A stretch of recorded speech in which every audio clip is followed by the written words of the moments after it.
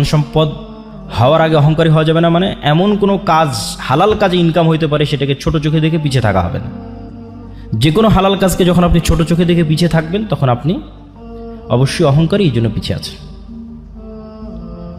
এবং এই জন্য আপনি সাকসেসফুল হতে পারছেন না। আর দ্বিতীয় সেটি হচ্ছে ধন সম্পদ হওয়ার পরে অহংকারী হওয়া যাবে না। আল্লাহ সুবহানাহু ওয়া তাআলা বলেন, ইন্নাল ইনসানা খুলিকা হালুআ, আমি মানুষকে দুর্বল করে সৃষ্টি করেছি। ওয়া ইযা মাসসাহুশ শাররু জাজুআ, যখনই বিপদ আপদ মানুষকে ঘিরে ধরে সে হতাশ হয়ে যায়। ওয়া ইযা মাসসাহুল খায়রু মানুআ, আর যখনই টাকা পয়সা বেশি হয়ে যায় অহংকারী এবং কৃপণ হয়ে যায়।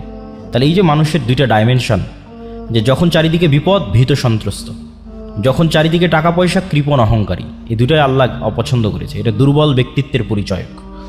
আর শক্তিশালী পার্সোনালিটির পরিচয় কি? চারিদিকে বিপদ আপদ দেখলেও সে ভীত সন্ত্রস্ত হয় না, হতাশ হয় না, তার সৃষ্টিকর্তা আল্লাহর প্রতি ভরসা রাখে।